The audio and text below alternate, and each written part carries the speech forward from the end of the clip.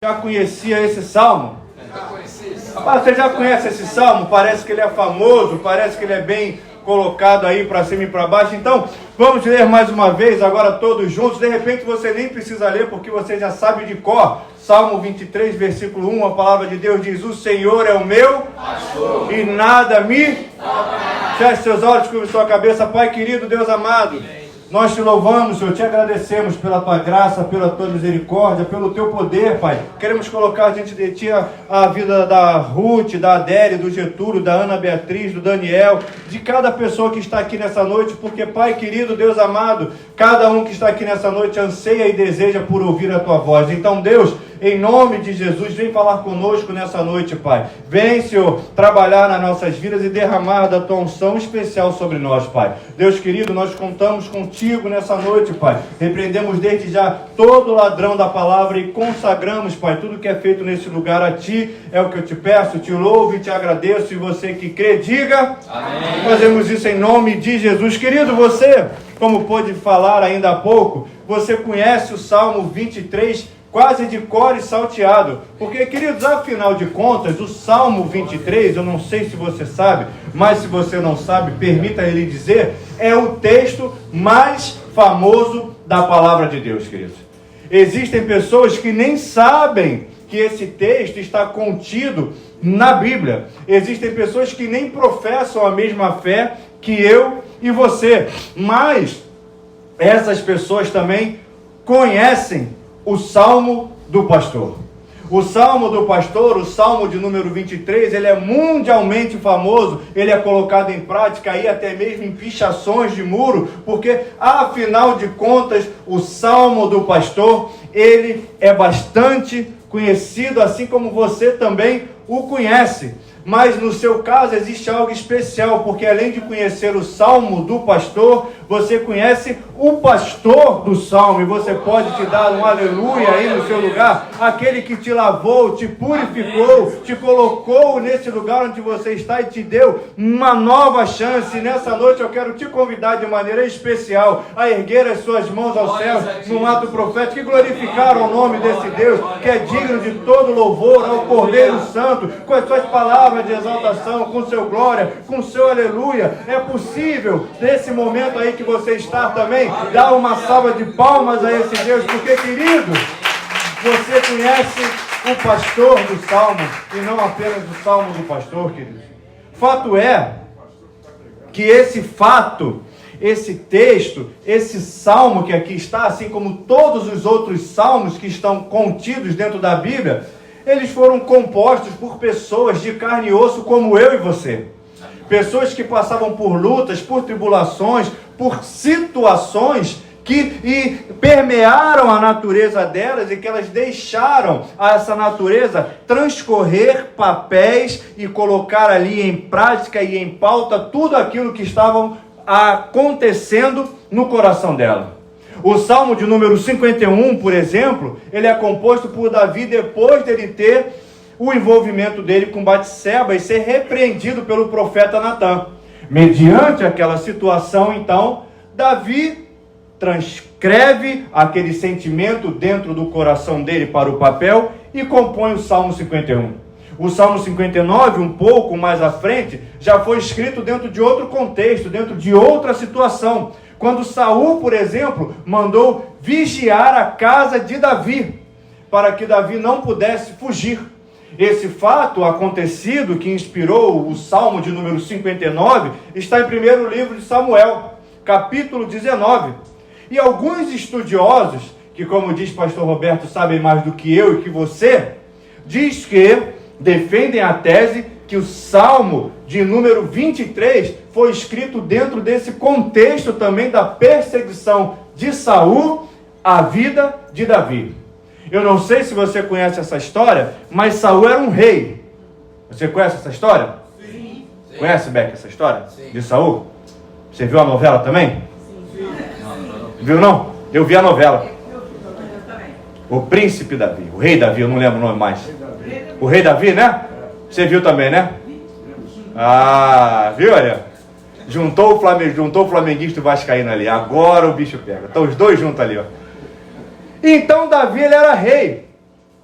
E o Saul, ele era rei. E Davi, você conhece a história, era aquele que havia matado o gigante. Feito isso, o povo começa a ter uma certa afeição por Davi. Começa a gostar daquele menino que matou o gigante. A partir daí, Saul olha aquela situação de Davi e começa a ficar com o coração dele invejoso por conta de toda a fama que começa a permear a vida de Davi. Saul, então, ele tem uma ideia. Ele chega e dá um batalhão, dá um exército de alguns homens na mão de Davi. Fala: Davi, você vai tomar conta desse batalhão aqui, você vai ficar tomando conta dessa rapaziada. Só que a ideia de Saul não era honrar aquilo que Davi havia feito, de matar o gigante. Não era honrar Davi por conta da fama dele, que permeava o povo naquele lugar. A ideia de Saul, dando aquele batalhão na mão de Davi, era que Davi fosse para a guerra e morresse. E aí, então, findasse a história dele. Ou seja, Saul, ele faz toda uma trama para quê? Para que Davi morra e a história dele seja encerrada naqueles dias.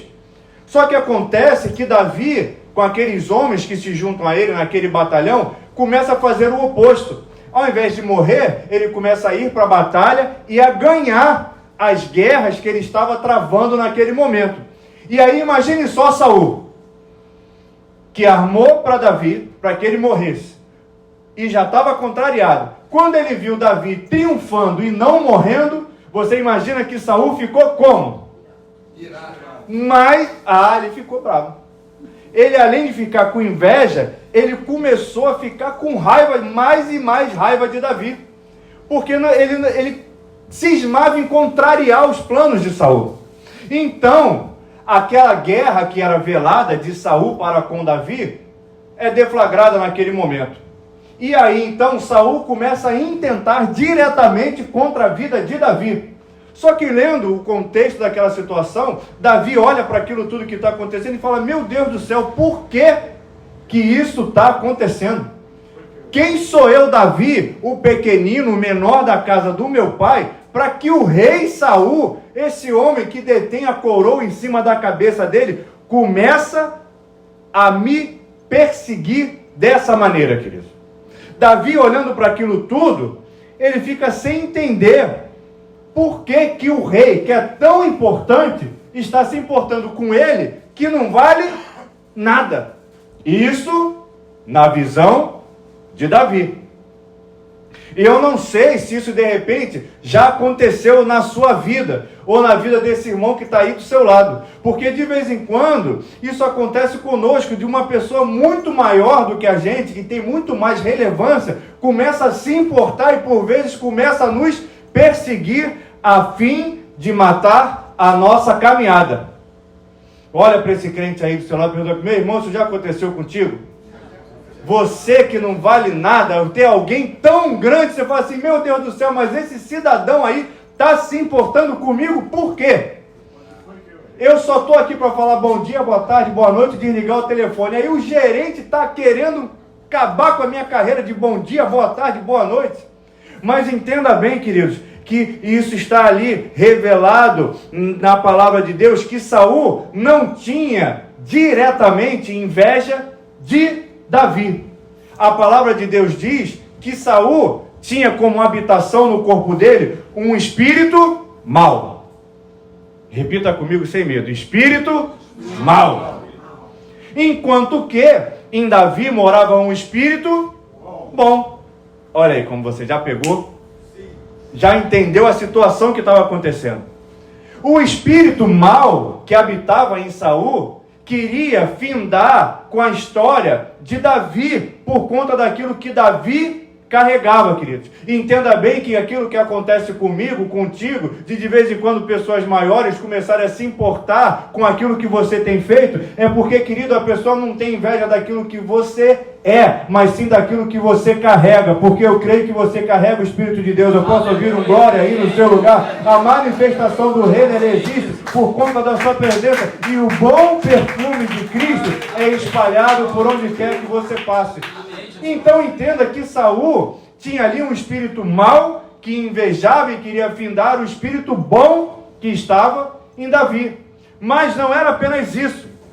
Outro aspecto desse espírito mau é porque, entenda bem, Davi estava colocado naquele contexto onde ele estava. Mas lá na frente, por conta dos filhos, dos filhos dos filhos e dos filhos dos filhos dos filhos, através da linhagem de Davi, nasceria Jesus Cristo.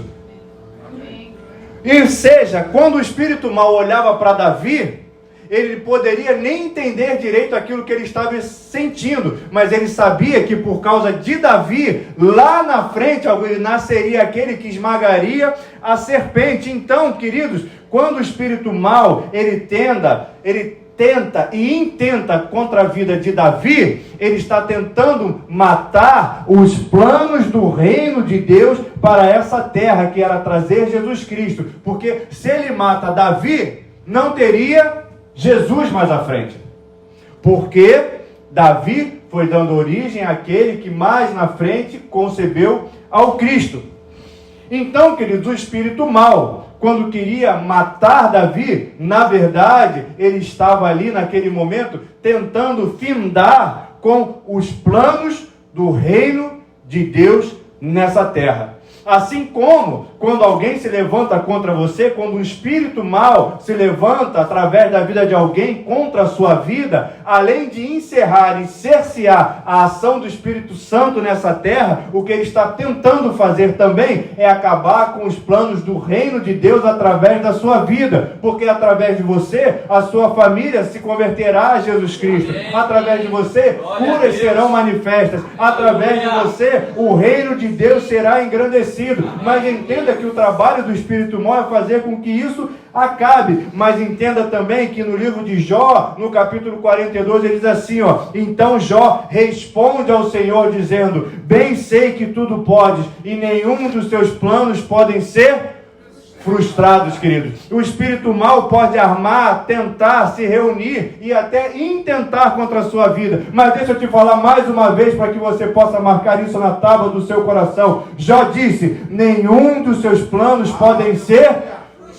Então levanta a sua mão aí para o céu e começa a engrandecer ao nome do Senhor, porque os planos de Deus na sua vida não podem ser frustrados. Mas segura essa mão aí no alto, porque segundo Coríntios diz também, porque quantas são as promessas de Deus, tem nele o sim, para quantos também por ele é o amém, para a glória de Deus. E segura a sua mão aí e vai dando glória, porque Isaías ele diz que toda ferramenta preparada contra ti não prosperará, e toda língua que ousar te acusar em juízo, tu a condenará. Essa é a herança do servo do Senhor, e a sua justiça procede de mim. Assim diz o Senhor para a sua vida. Então aproveita que você está com as suas mãos erguidas, bata na palma do seu irmão e diz, meu irmão, se prepara aí, porque a justiça de Deus começa a ser manifesta, porque é Ele que te justifica, é Ele que te guarda, e chega um determinado momento que agindo Deus, então dê uma salva de palmas ao Senhor, porque Ele está contigo,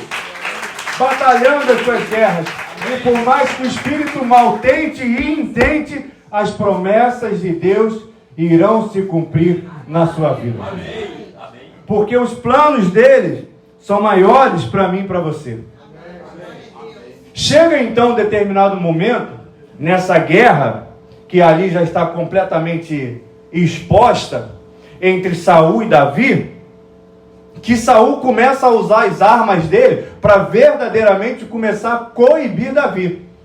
A ponto de que Davi chega em casa um dia e Saul manda um mensageiro ficar na porta da casa dele, lá em pé, de tocaia, igual aquele filme lá do teu tempo, Tocaia, que o cara ficava bisbilhotando. Quem riu foi porque viu.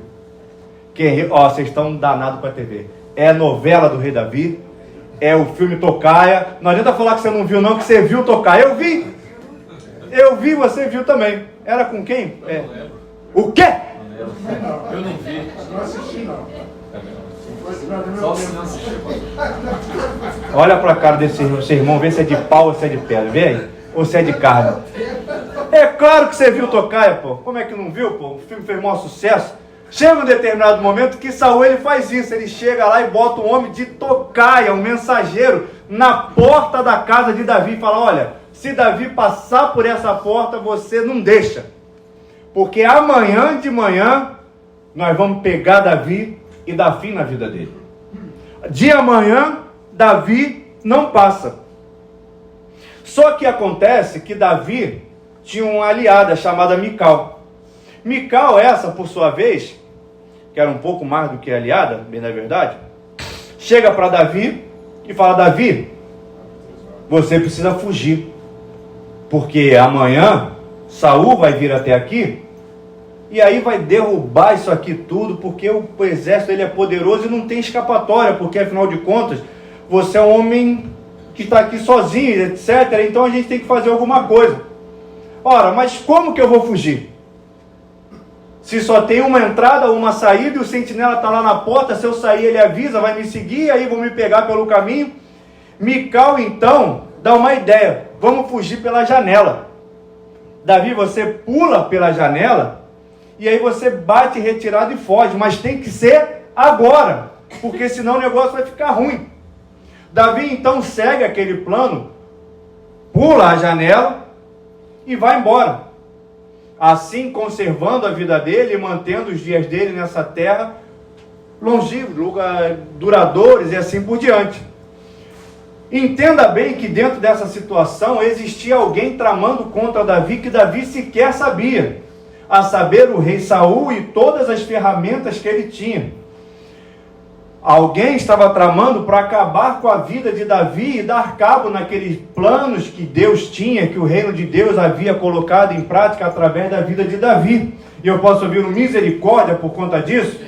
Mas ao mesmo tempo que tinha alguém tramando para acabar com a vida de Davi, existia alguém que intercedia pela vida dele. Tinha alguém que honrava Davi, tinha alguém que estava ali ao lado de Davi, a saber, Mical. O que Deus está falando contigo nessa noite é que de repente você nem sabe. Existem pessoas que estão tramando e querendo acabar com os seus sonhos e com os seus planos. Mas ao mesmo tempo existe alguém que de repente você também nem sabe, mas que tem honrado a fé, que tem dobrado os joelhos. E no momento certo ele vai chegar diante de ti e falar: olha, corre, bate em retirada porque estão armando contra você. Eu não sei se você sabe, mas existem pessoas que oram por você. Existem pessoas que mesmo distantes estão com os ouvidos atentos a seu respeito. Existem pessoas que guardam a sua vida através de joelhos que não vacilam, que oram por você dia e noite. E queridos, entenda bem que a casa de Davi estava cercada. Eu posso ouvir um misericórdia, queridos, mas mesmo quando a casa está cercada, com Deus sempre tem saída. Você pode dar um aleluia aí. A porta estava sendo vigiada, a porta estava sendo cercada, mas tinha alguém que orava. E querido, tem saída sim. A saída era pela janela. Querido, entenda bem que nessa noite Deus quer falar contigo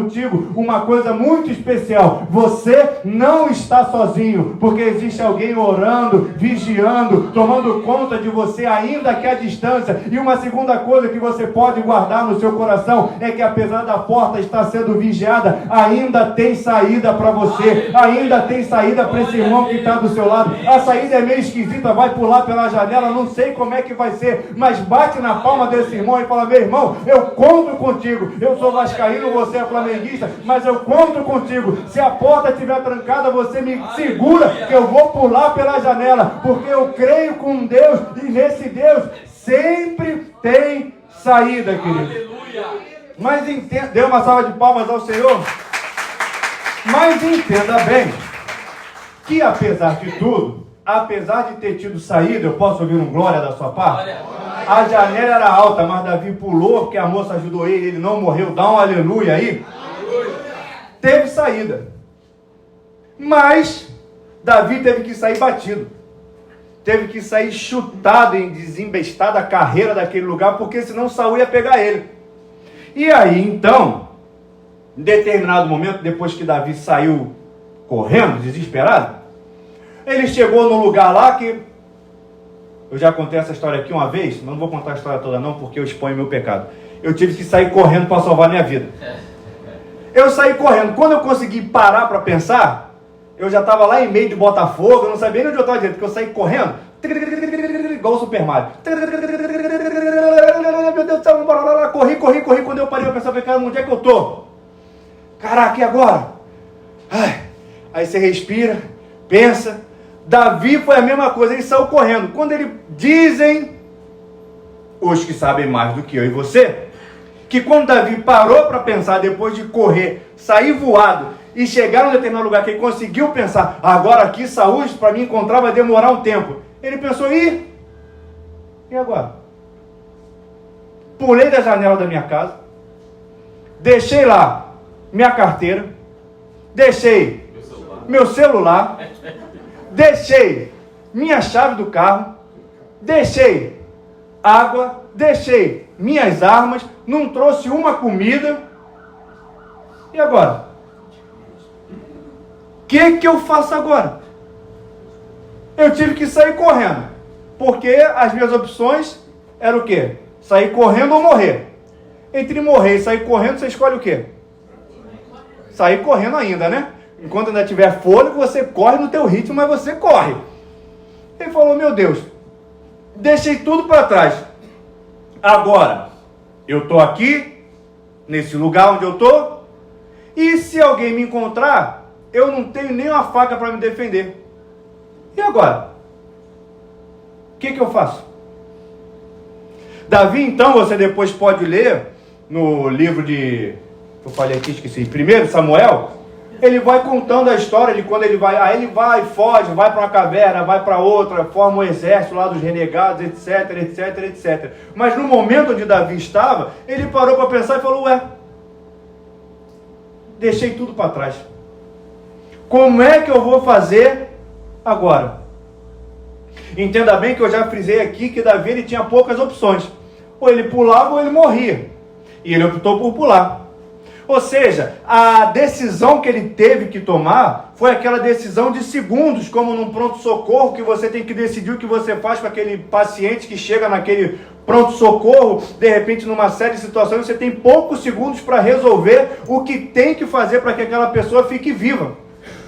Natural que de repente você chega aqui e fale, bom, eu não trabalho em pronto-socorro, eu não sou médico, eu não passo por isso. Mas, queridos, apesar de tudo, tem momentos na minha e na sua vida que a gente tem que tomar decisões que elas precisam ser tomadas e a gente não sabe bem como resolver.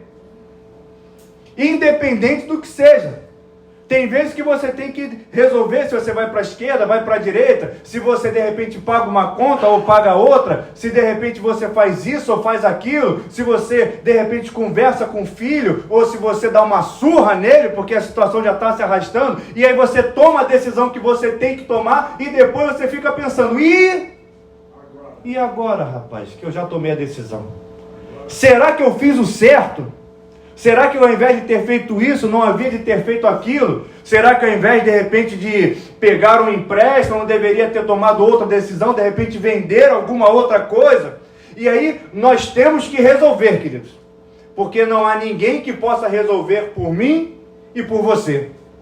E a gente resolve. Posso ouvir um amém por conta disso? Amém. Mas depois vem esse questionamento do e agora? Será que eu tomei a decisão certa? Será que era isso mesmo que eu tinha que fazer? Queridos, deixa eu te falar uma coisa da parte de Deus para a sua vida. Você fez o melhor que você podia naquele momento. Porque afinal de contas, ninguém estava passando pela pressão que você estava passando. Ninguém estava passando pelo momento qual você estava passando. E quem teve que resolver não fui eu. Quem teve que resolver foi você naquele momento. E quando você teve que resolver, de repente depois, quando você vai conversar com determinadas pessoas, as pessoas falam, mas você deveria ter feito tal coisa. São os famosos engenheiros de obra pronta, que depois que você toma a decisão, depois que você faz, depois que de repente você coloca em prática algo que você teve que decidir, chega de repente uma pessoa que chega para criticar e ainda fala assim, você deveria ter feito tal coisa. Mas, queridos, entenda bem, quem é que calça os seus sapatos? É você ou a pessoa que está conversando contigo? Compreenda bem, queridos, aquilo que você fez foi o melhor que você poderia fazer. E por que Deus está te falando isso nessa noite através do Espírito Santo? Porque, queridos, esse sentimento de culpa que de repente você carrega por conta da decisão que você teve que tomar, você não precisa carregar isso como se fosse um fardo, uma mochila pesada. Porque, queridos, você fez o que tinha que ser feito. E aquele ditado que o feito é melhor do que o não feito, querido. O feito é melhor até do que o mal feito. O feito, de vez em quando, é até melhor do que o perfeito, porque o senhor perfeitinho, geralmente ele chega depois que a coisa foi feita. Aí ele começa a dar um monte de sugestão. Aí você fala, senhor perfeitinho, por que você não estava lá comigo na hora que eu tive que decidir? Porque na hora de bater o pênalti, estava eu, a bola e o goleiro. E ninguém estava lá para me ajudar. Senhor perfeitinho. Queridos, entenda bem e dá uma palavra de consolo para esse seu irmão e fala assim, meu irmão, você fez o seu melhor. Ninguém faria melhor do que você, querido. De repente, hoje em dia, olhando para a história aqui, lendo a passagem bíblica que Davi teve que pular pela janela, a gente olha e fala, Davi, você de repente poderia ter conversado com Saul. Davi, se de repente você, ao invés de pular a janela, você sobe para a telha. Davi, se de repente... Queridos, tinha que fazer o que tinha que ser feito, queridos. E o que você tinha que fazer, o Senhor fez. Davi, então, ele chega naquele momento e ele fala, meu Deus, e agora? Como é que vai ser? Depois que eu tomei essa decisão de pular a janela, ele deve ter batido nos bolsos, falando, caramba, não trouxe nada, que burro. Esqueci tudo em casa. Porque a gente se julga. Sim ou não?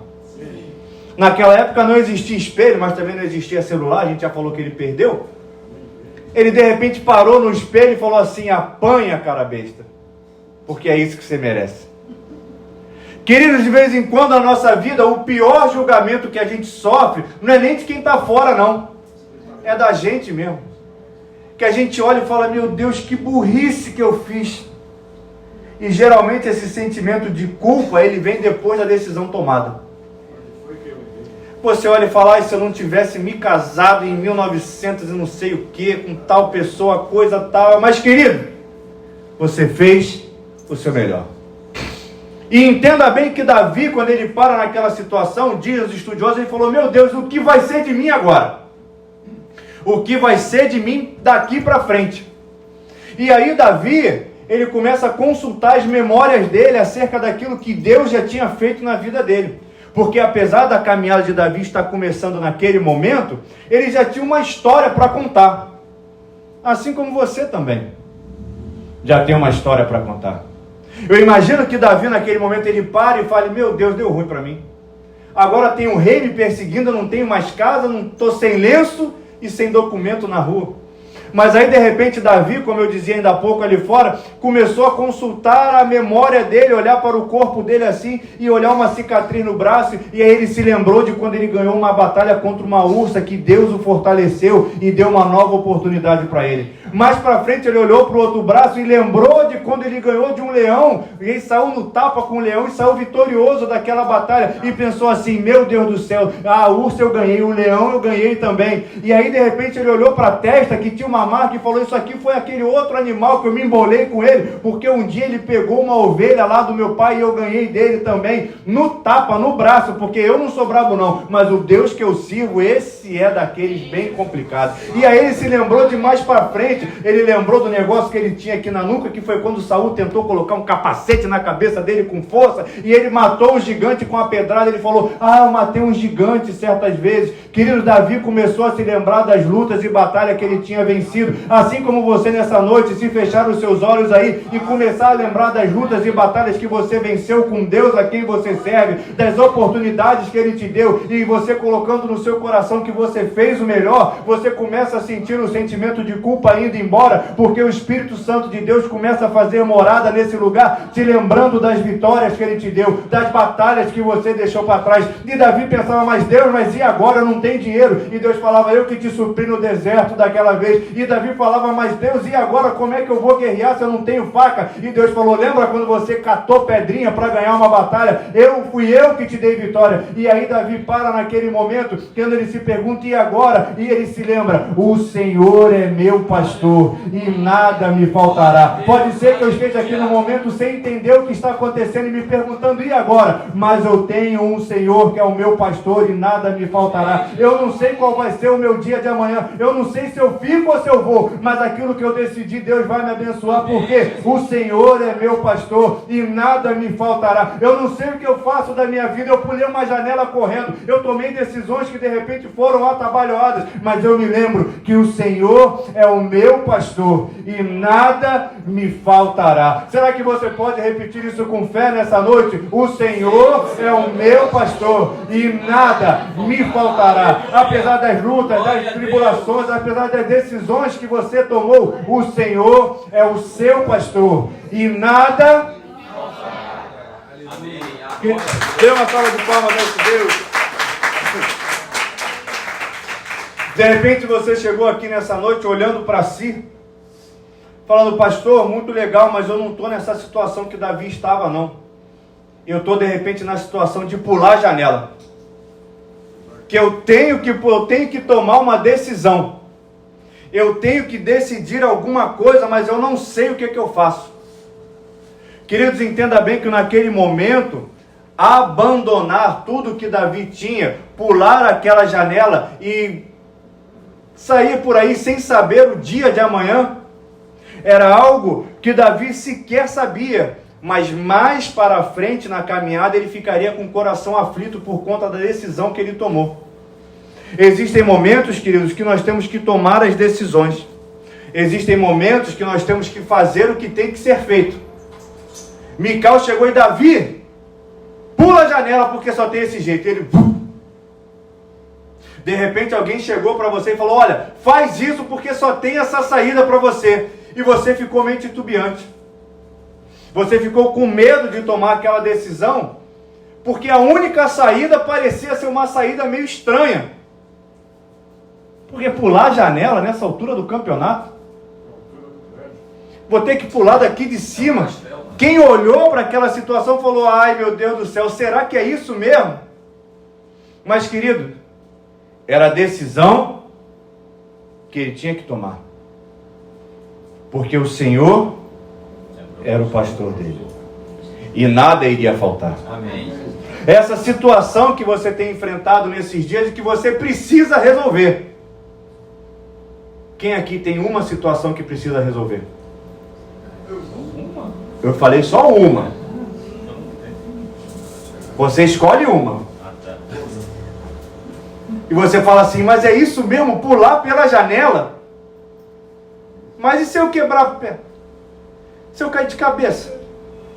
Será que se eu ficar aqui amanhã de manhã, quando ele entrar, eu me esconder no armário? Ai, meu Deus do céu. Pular a janela? Querido, entenda bem que o direcionamento que Deus te deu para resolver essa situação é como ela vai ser resolvida. Aleluia. E a palavra que Ele deu para você fazer, você precisa resolver. Ainda que seja pular a janela, mas a situação ela vai ser resolvida. Porque o Senhor é o seu pastor e nada vai te faltar nesse percurso. Davi, naquele momento de luta, de tribulação, naquele momento que ele se questionou, e agora? Ele se lembrou do Deus a quem ele servia. E da consciência que ele tinha que o Senhor era o pastor dele e que nada iria faltar na vida dele. Você que levantou aí suas mãos aos céus nesse momento, falando, eu tenho uma decisão que eu tenho que tomar e que eu... Mas pular pela janela? Entenda bem que não é literal, tá, gente? Pelo amor de Deus. Depois não vai chegar em casa, falar, o pastor falou que eu tinha que... Pelo amor de Deus, não é literal.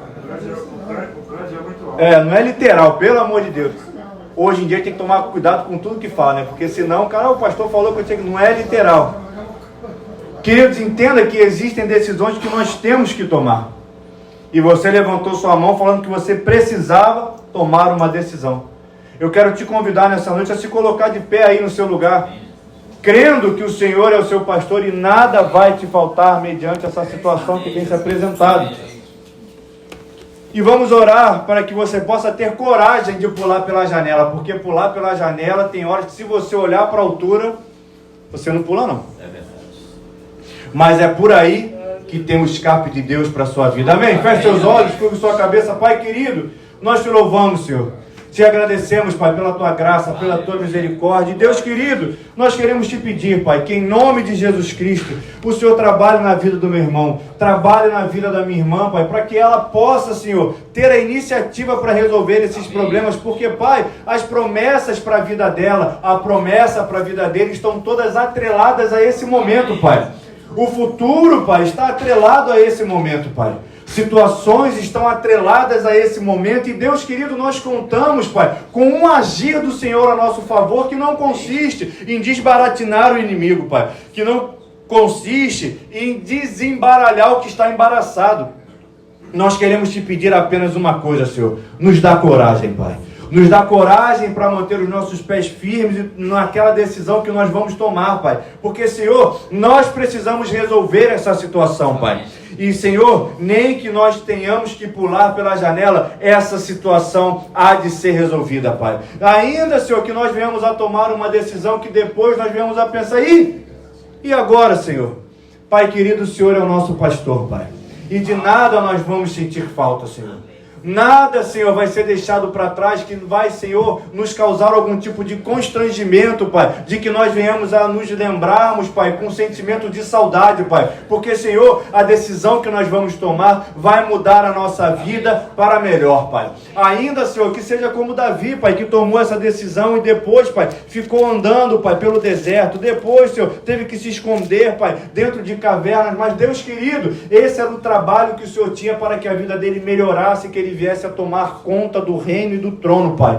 Deus querido, fortalece o meu irmão, Pai. Fortalece a minha irmã, Pai, para que nós possamos viver dias melhores, Pai. E nós contamos, Pai, com a Tua graça, contamos com a Tua misericórdia, contamos com a Tua fidelidade sobre as nossas vidas e, além de tudo, Pai, nós contamos, Pai, com a Tua unção para que nós venhamos a ter coragem de tomar a decisão. Pai, a janela está alta, mas nós vamos pular, Pai. Pai, parece esquisito, mas Deus é a janela que o Senhor nos deu como escape. Então, Deus querido, fortalece o meu irmão, fortalece a minha irmã, Pai, porque, Deus querido, nós contamos contigo nessa batalha para que o Senhor possa nos fortalecer, Pai. Então, Deus querido, eu te peço, Pai, trabalha na vida do meu irmão, trabalha na vida da minha irmã, Pai. Dá coragem para que ela possa, Senhor, ter como meta entrar no direcionamento que o Senhor deu para a vida dele e para a vida dela, Pai. É o que eu te peço, Senhor. Te louvo e te agradeço em nome de Jesus. E você que crê, diga amém. Dê uma salva de palmas ao Senhor,